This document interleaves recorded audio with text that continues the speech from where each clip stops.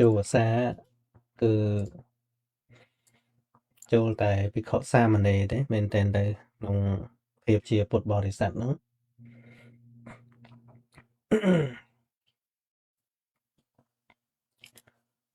ហើយពីឡែកក្រហោះយើងនេះมันមានវិន័យត្រូវចូលភាសាទេ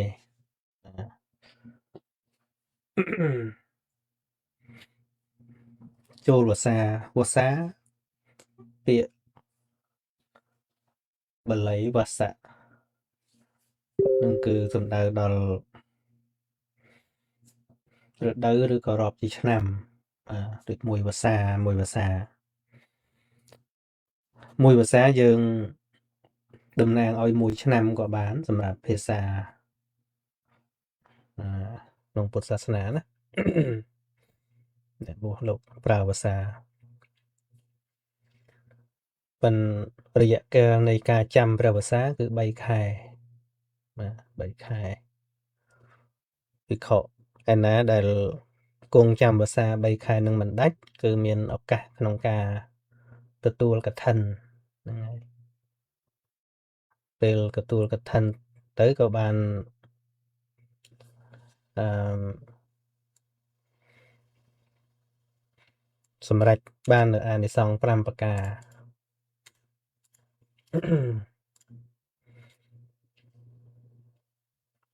បាទ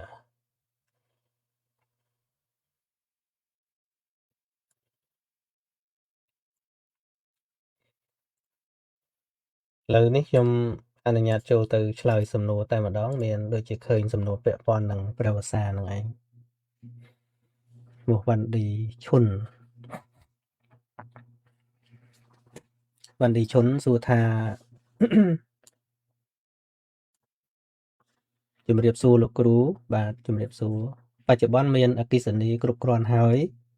តើការចូលភាសារបស់ព្រះសង្ឃចាំបាច់ដែរទេចំពោះការប្រគេនទានឬប្រេងសូមអរគុណលោកគ្រូបើយើងនិយាយពីការចាំបាច់ត្រូវនិយាយពីវត្ថុបំណងរបស់យើងដែលយើងចំណាំប្រើពាក្យថាហែទានព្រះវសាទៅប្រគេនព្រះសង្ឃកន្លែងខ្លះវាបានកើតជាប្រពៃណីរហូតដល់ទាននឹងគេធ្វើឲ្យមានក្បាច់ក្បូរអីអញ្ចឹងណាទៅជាទម្លាប់ទៅជាប្រពៃណីរហូតគេហៅថាសិទ្ធទានវសាហ្នឹងហើយហែទានវសាអាហ្នឹងបើយើងធ្វើវត្ថុបំណងឲ្យវាត្រូវតាមប្រពៃណីហ្នឹងដាក់ទានហ្នឹងឯងនៅប្រទេសជិតខាងយើងគេមិនត្រឹមតែជារឿងហែទានវសាប្រគេនព្រះសង្ឃទៅទៀតគេហែប្រកួតគ្នាទៀតប្រទេសខាងលិចយើងណា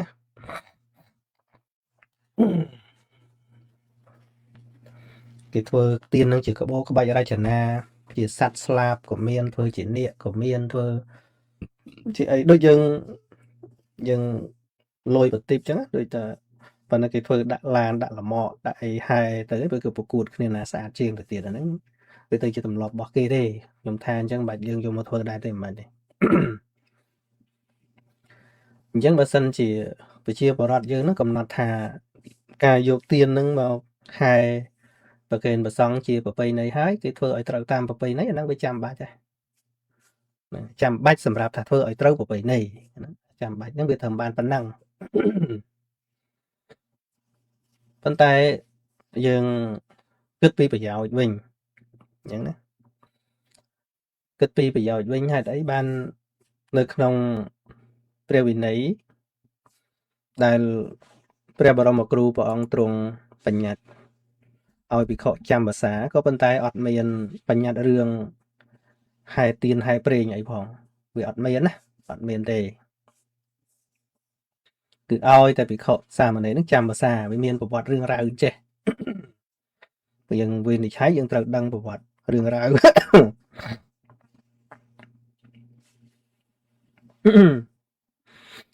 នៅក្នុងវស្សោបណាយកខណ្ឌកៈ3ដកខ្មែរយើងព្រះវិន័យ3ដកមានសម្ដែងដោយភិក្ខុ សម័យនោះមិនជាជាប់ជំពាក់នឹងការគង់នៅក្នុងវត្តអារាមតែមួយអីទេលោកច្រើនតែត្រាច់ពីទី1ទៅទី1និយាយទៅភិក្ខុសាមណេរសម័យព្រះគ្មាននៅក្នុងការគ្រប់គ្រងរបស់ច្បាប់ទេអត់ទេលោកនៅតែការគ្រប់គ្រងរបស់គ្រូរបស់លោក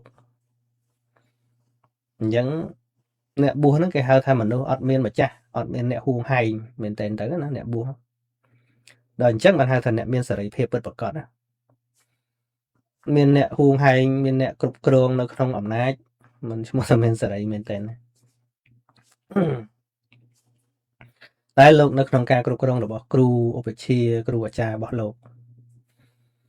ហ្នឹងហើយហើយម្យ៉ាងទៀតมันជាសូវទម្លាប់នៅវត្តណាមួយរហូតទេតែយើងបច្ចុប្បន្ននេះយើងថាបើលោកអត់វត្តលោកអត់ល្អតែបើអ្នកបួសមែនទេលោកមានវត្តហើយក៏ម៉ាញនៅទាំងវត្តហ្នឹងអត់សូវល្អវិញវាប្រកាន់វត្តអញណាអាហ្នឹងហៅថាអាវាសមច្ឆរិយៈកត់អញសាលាអញវត្តអញហ្នឹងអាហ្នឹងមិនបួសលះទេ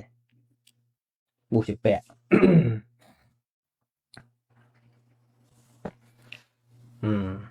ខ្ញុំគ្រាន់តែនិយាយតាមធម៌ទេអត់មានមកបៀតបៀនអីទេខ្ញុំភាពខុសគ្នាតែសម័យពុទ្ធកាលបួសល្មិចបួសលះជាពាក់លះជាពាក់ផ្ទះជាពាក់សបែងអីទាំងអស់ហ្នឹងអញ្ចឹងបានហៅអ្នកបួសហ្នឹងហៅថាអនាគារិយបុគ្គលអត់មានផ្ទះហើយចុះទៅនៅគាត់នៅសាលាគេប្រគេនឲ្យគង់ចេះតែគង់ទៅដល់ពេលលោកទៅទៀតទៅណានឹងអត់ជាពាក់ថាគាត់អញទេអត់អាហ្នឹងមិនយើងស្អាតដែរដៃទៅអញ្ចឹងទម្លាប់លោកមិនជាចម្ពាក់អញ្ចឹងទៅលោកចេះតែត្រែករង្គត់ពីទី1ទៅទី1ជាងការក៏លោកដើរពេលថ្ងៃនិមន្តដើរពេលថ្ងៃទៅជាងការក៏និមន្តដើរពេលយប់ទៅពេលថ្ងៃក៏ដើរកាត់តាមស្រែតាមអីគេតាមភ្លឺតាមអីវៀងស្រួលហ្នឹងហើយដល់ពេលយប់មានពិលមានអីល្ងិតដើរកាត់ស្រូវកាត់សន្ទូងគេជន់តំណាំតំណោចគេខ្ទេចខ្ទីអស់ចឹងទៅដល់គេសាកសួរររឿងទៅថាក្រុមណាចេះតែដើរខ្ទេចស្រូវខ្ទេចសន្ទូងអស់ហ្នឹងបានដឹងថាអូសាមណៈសាក្យបុត្រចឹងទៅអ្នកស្រុកគេតេះដៀលហ្នឹងហើយគេតេះដៀលទៅបានព្រះរាមាភិភាពព្រះអង្គទ្រង់ព្រះចិន្តាមើលហេតុសពគ្រប់ទៅក៏ព្រះអង្គបញ្ញត្តិហ្នឹងហើយគេតេះដៀលច្រើនណាស់ថាពួកសាមណៈសាក្យបុត្រហ្នឹងចាញ់សัตว์បាក់សាបាក់សីខ្លះវាគង់មានពេលធ្វើសបុកខែភ្លៀងខែអីហ្នឹងវាមិនទៅណាទេវាចាំសបុកចាំអីចឹងណាហ្នឹងហើយហើយក៏គេប្រៀបទៅនឹងសាសនាផ្សេងអីខ្លះទៅទៀតប៉ុន្តែទៅពិសេសហ្នឹងគេប្រៀបនឹងសัตว์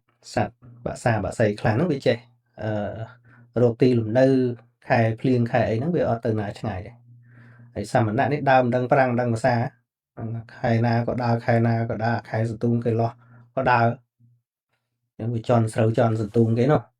តំណាំតំណោចគេណាចឹងទៅព្រះនាមាភិភាពព្រះអង្គក៏ទ្រង់បញ្ញត្តិឲ្យភិក្ខុចូលចាំភាសាហ្នឹង3ខែហ្នឹងមិនឲ្យទៅទីដតីកន្លងរាត្រីទេកន្លងរាត្រីមានន័យថាបើទៅហ្នឹងពេលយប់ទៅបានប៉ុន្តែកុំឲ្យដល់អរុណរះនៅខាងក្រៅវត្តបើទៅដើរដាច់យប់មកអញ្ចឹងឆ្ងាយផ្លូវឆ្ងាយមុនឆ្ងាយមកហើយមកយកអរុណរះនៅវត្តវិញអត់អីទេប៉ុន្តែក៏មានកិច្ចករណីពិសេសបើគេនិមន្តទៅសម្ដែងធម៌ទៅទទួលទានអីនៅឆ្ងាយលោកទៅដោយលើកសត្តាហៈហ្នឹងគឺថាសតៈនិងអហៈហ្នឹងថ្ងៃសតៈនឹង7សតហៈផន្តរៈមានន័យថាក្នុងចន្លោះថ្ងៃ7ណាហ្នឹងលោកទៅដោយតាំងបតីថាសច្ចេមេអន្តរាយោណថេបើថាសេចក្តីអន្តរាយណាមួយមិនកើតដល់អាត្មាអញទេអាត្មាអញនឹងបណនិវត្តេសាមិគឺនឹងត្រឡប់មកវិញនៅក្នុងចន្លោះថ្ងៃ7ហ្នឹងមិនឲ្យលើសពី7ថ្ងៃទេណាហ្នឹងហើយអញ្ចឹងឧទាហរណ៍ដូចខ្ញុំនៅជាភិក្ខុអញ្ចឹងបងប្អូននៅកូរ៉េនិមន្តទៅអីខ្ញុំទៅតែប្រហែលយប់អញ្ចឹងមកគាត់មិនឲ្យទៅដល់7ថ្ងៃទេ6ថ្ងៃមកវិញហើយអាហ្នឹងទៅដោយការនិមន្តអញ្ចឹងអត់អីទេក្នុងភាសាហ្នឹងយើងគួរយល់ដឹងដែរកុំឲ្យតែឃើញនៅលោកមុនក្នុងភាសាហ្នឹងចេះតែខុសរហូតអញ្ចឹងណាយើងអត់រៀនទៅយើងមើលតាមតែភ្នែកយើងចេះតែទាស់រឿងហ្នឹងតាំងខ្ញុំនៅលោក ម្ដាយខ្ញុំឈឺក៏ជិះរថយន្តក្រុងរថយន្តបាសហ្នឹងពីពោធិ៍សាត់ហ្នឹងមានតាម៉ានអ្នកហ្នឹងគាត់និយាយជក់បរិយបដានិយាយទៅលុយអីមិនមើលយើងគាត់និយាយគ្នាគាត់ហ្នឹងឌឺឲ្យខ្ញុំឌឺឲ្យព្រះអង្គសានជាកាលហ្នឹងបាទលោកឥឡូវគ្មានដឹងអីទេដើរក្នុងភាសាក្នុងអីគ្មានដឹងដាច់ភាសាដាច់អីទេនឹងដាក់ឈ្មោះថាតាដឹងហ្នឹងហើយជាងរៀនច្បាប់វាមានបញ្ញត្តិវាមានអនុញ្ញាតមានបឋមបញ្ញត្តិមានទុតិយបញ្ញត្តិខាងក្រោយអីហើយសម័យសិក្ខាបទអីគឺថាយើងរៀនត្រូវឲ្យជុំ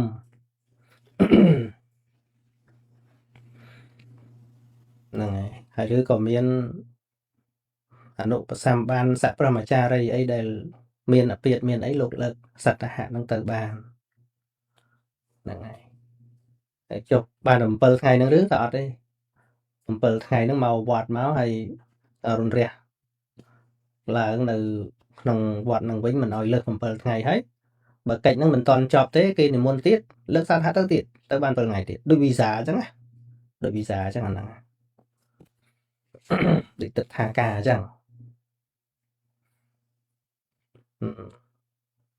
អញ្ចឹង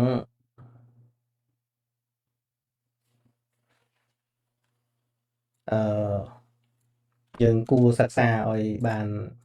ច្បាស់ចាំនិយាយធម៌វិន័យនេះគឺមិនអាចស្មានបានទេហ្នឹងសង្គមយើងច្រើនតែអ្នកអត់មានជំនាញរឿងហ្នឹងមកនិយាយទៅវាជាមានបញ្ហា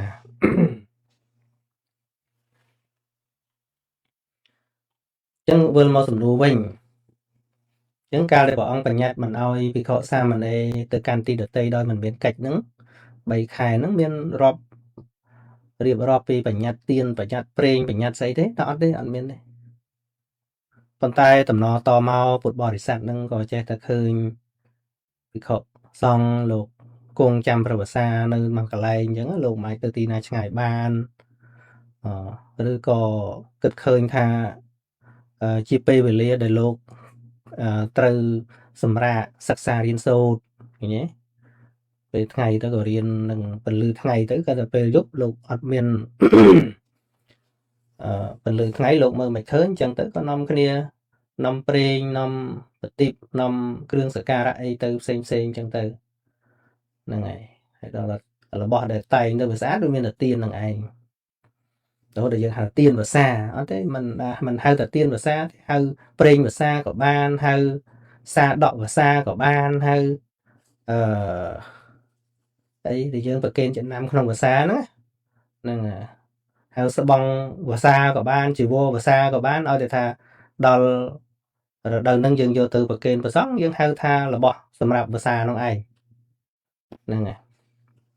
ហើយបើមាននៅក្នុងព្រះវិន័យវិញដែលថាពាក់ព័ន្ធនឹងព្រះអង្គអនុញ្ញាតមានពាក្យភាសានៅក្នុងហ្នឹងមិនមែនទៀនទេគឺវសកសាដកវសកសាដកហ្នឹងគឺថាសម្ពុតសាដកសម្រាប់ចាំភាសាសម្រាប់ងូតទឹកភ្លៀងហ្នឹងហើយឧតកសាដកហ្នឹងគឺថាសម្រាប់ស្រង់ទឹកស្រង់អីចឹងណាអាណាសម្ពុតហ្នឹងទេដែលមានឈ្មោះថាភាសានៅក្នុងហ្នឹងទៀនអត់មានទេដល់យើងរៀនអត់បានត្រឹមត្រូវរហូតដល់កន្លែងខ្លះប្រកាន់ថាត្រូវដុតទៀនហ្នឹងឲ្យវា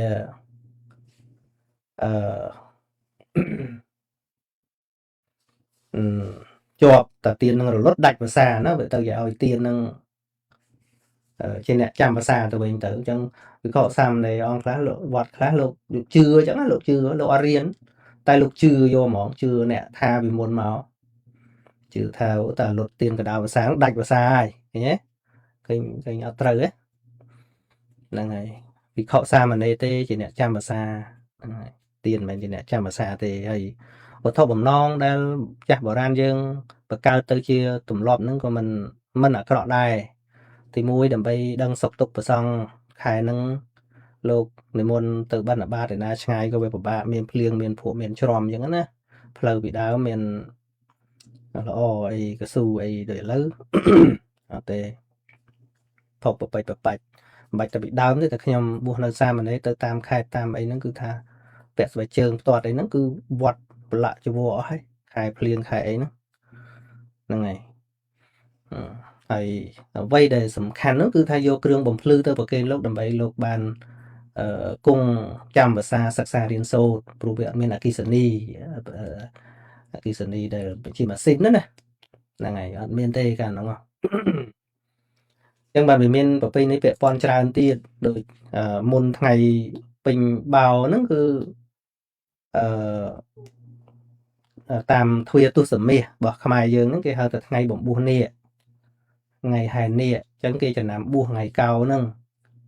ឃើញទេហើយដល់ថ្ងៃស្អែកឡើងកើតជាលោកថ្ងៃពេញបរមីហ្នឹងកើតជាលោកហើយដល់កើតជាលោកក៏គេធ្វើពិធីបវារណាលោកចាំព្រះវស្សាហ្នឹងទម្លាប់ចាស់ទុំយើងអញ្ចឹងណាហ្នឹងហើយអាហ្នឹងក៏វាមានប្រវត្តិរឿងរ៉ាវពីសម័យពុទ្ធកាលខ្លះដែរដូចទៅតំបន់ណាអីចឹងទៅបរិស័ទជ្រះថ្លាក៏ចូលមកនិមន្តលោកឲ្យចាំភាសានៅទីហ្នឹងដើម្បីគេបានថ្វាយទានគេបានរក្សាសិលអីចឹងណាអានេះគឺថាជាការជ្រះថ្លារបស់បរិស័ទទេទោះបីជាមានក្នុងគម្ពីរក៏ដោយក៏ប៉ុន្តែវាមិនមែនជាការបញ្ញត្តិរបស់ព្រះសម្មាសម្ពុទ្ធទេហើយបើមែនទេទៅការចាំភាសានេះទោះបីគេមានគេនិមន្តឲ្យចាំក៏ត្រូវតែចាំមិនមានអ្នកនិមន្តឲ្យចាំក៏ត្រូវតែចាំវិខុណាមិនចាំភាសាត្រូវបាត់ប្រកបយេហ្នឹងហើយមែនទេអត់គេអត់និមន្តឲ្យចាំភាសាអញអត់ចាំអត់ទេបើគេមិននិមន្តឲ្យចាំភាសានៅវត្តណាមួយទៅវត្តណាមួយគេមិនទទួលហ្នឹងទៅណាទៅព្រៃទៅណាទៅក្នុងគុហាក្នុងអីចឹងទៅឲ្យតែមានច្រកចេញចូលបិទចិត្តអីចឹងទៅត្រូវតែចាំភាសាអត់ចាំភាសាអត់បានវាជាការងាររបស់ភិក្ខុសង្ឃអញ្ចឹងណា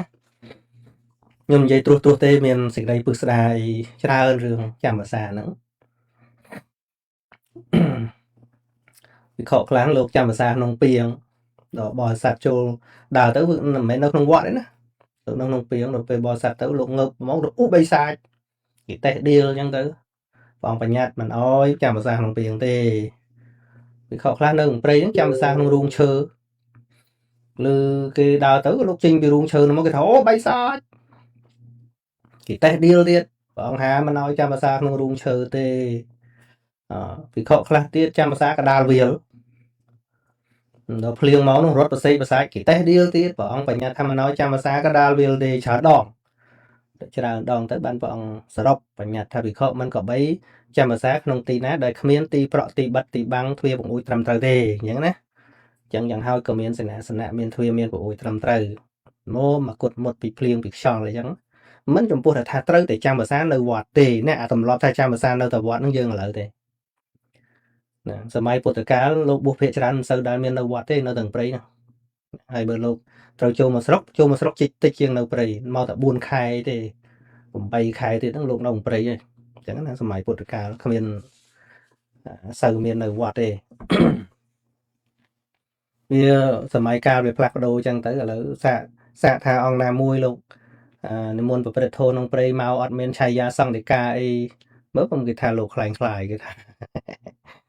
ហ្នឹងហើយចេញពីវត្តណាអីវត្តណាអញ្ចឹងប៉ុន្តែ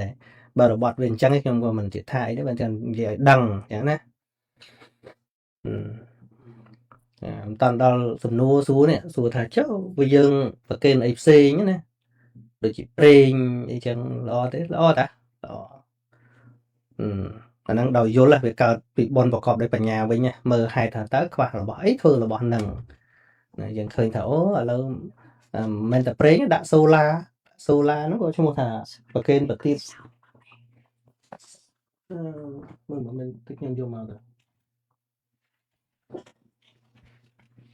បាទណាខ្វះអីធ្វើហ្នឹងបនប្រកបដោយបញ្ញាគេធ្វើចឹងហ្នឹងហើយ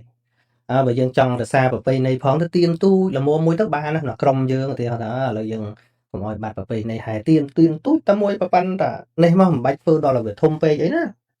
ហើយទុកលុយទិញប្រេងទិញអីប្រកេនលោកបងភ្លើងចឹងណាបងភ្លើងបងអីឬក៏ធ្វើសូឡាអីទៅនៅមនីរត់លើភ្លឺយកហ្នឹងហើយម្ចាស់ទៀនគាត់ឆ្លាតទៅឃើញទៅគាត់ដាក់សូឡាសាមណេរអីក៏តែតែមិនទិញមេរៀនពធវិន័យអីក្រោមកន្លែងសូឡាហ្នឹងឃើញទេហ្នឹងតែមិនចាំបាច់ទៅភាសាអីក្រៅភាសាក៏វាភ្លឺដែរឃើញទេភ្លឺច្រើនអញ្ចឹងសំណួរនឹងត្រូវឆ្លើយតែបន្តិចទេបើខ្ញុំចង់ឲ្យដឹងប្រវត្តិនៃការចូលភាសាហ្នឹងខ្លះហ្នឹងហើយប្រកេនអីក៏បានដែរឲ្យតែត្រូវតាមវិន័យសរុបមកណាចម្លើយឡើយអញ្ចឹង ហើយវាមានប្រយោជន៍សម្រាប់ភិក្ខុសង្ឃលោកគង់ចាំរក្សាហ្នឹង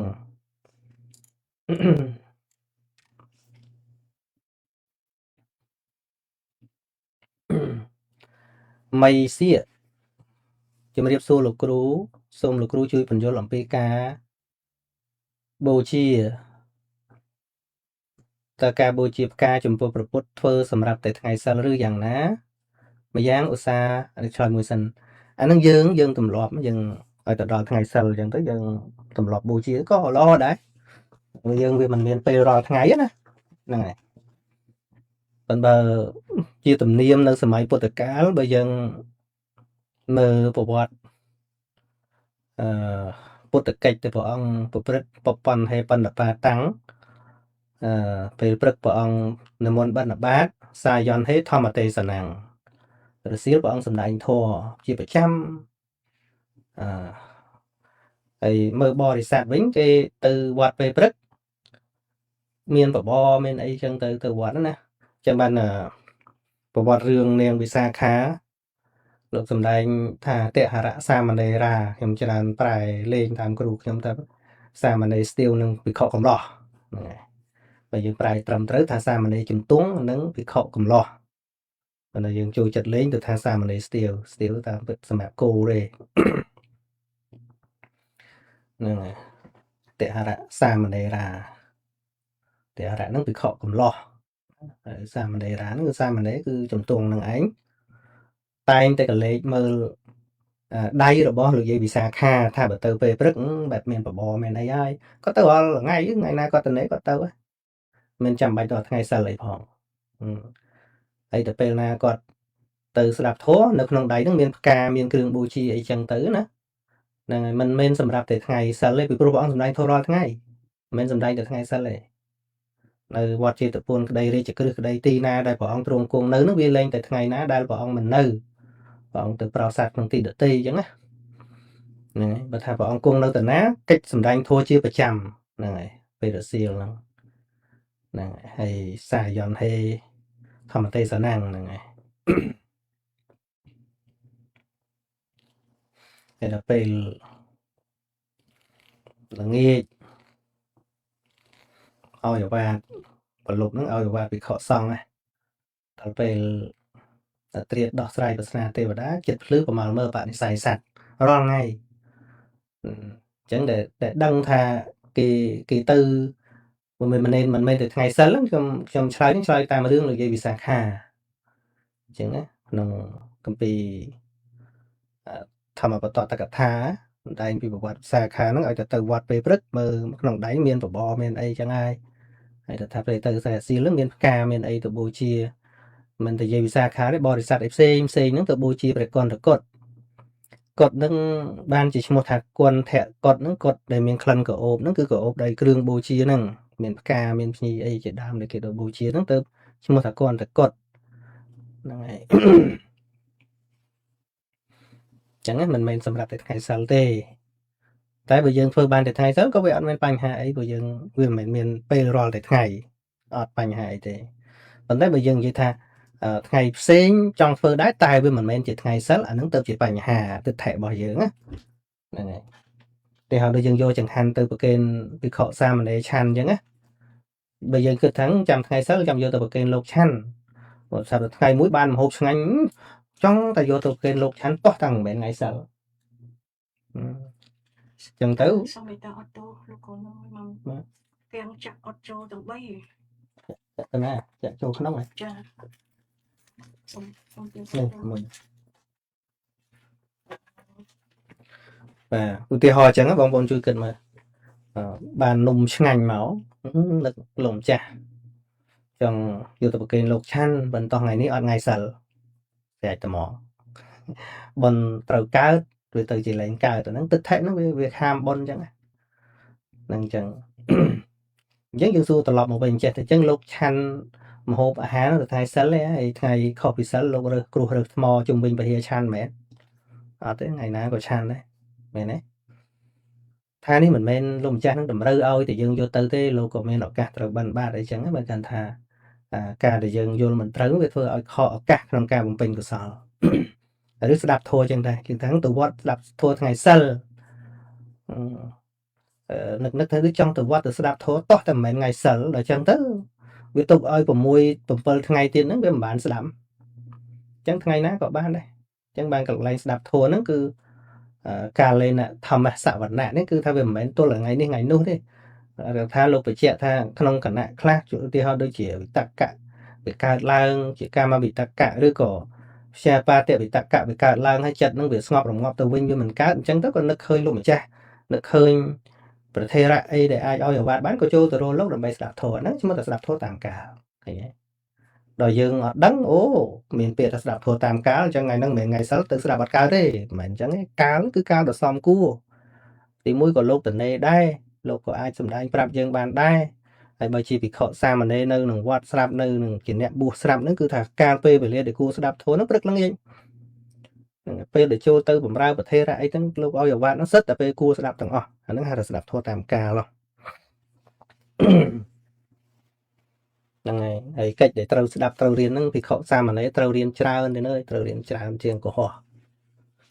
ហ្នឹងហើយមានឱកាសច្រើនសង្ឃឹមថាតទៅនឹងមានចំនួនភិក្ខុសាមណេរជាអ្នកចេះធម៌ចេះវិន័យនឹងច្រើនជាងបាសកបាសិកាហ្នឹងហើយបាសកបាសិកាដែលមិនធ្លាប់បួសលើកលែងពួកកណាធ្លាប់បួសចេញអាហ្នឹងមិនរាប់ចូលទេហ្នឹងក៏ពួកខ្ញុំកណាធ្លាប់បួសនេះមិនយកមកបោកថាជាបាសកបាសិកាចេះច្រើនជាងលោកអត់ទេអត់បោកចឹងទេព្រោះធ្លាប់បួសតែខ្ញុំកណានិយាយនេះគឺថាប្រៀបទៅនឹងពុទ្ធបរិស័ទជាពិសេសបាសិកាទាំងឡាយដែលគាត់មិនដែលបួសជាភិក្ខុជាសាមណេរតែឱកាសឥឡូវនេះបែរទៅជាចេះធម៌បែរទៅជាចេះវិន័យបែរទៅជាអាចបង្រៀនធម៌បានអាហ្នឹងយើងគួរគិតដែរហ្នឹងហើយ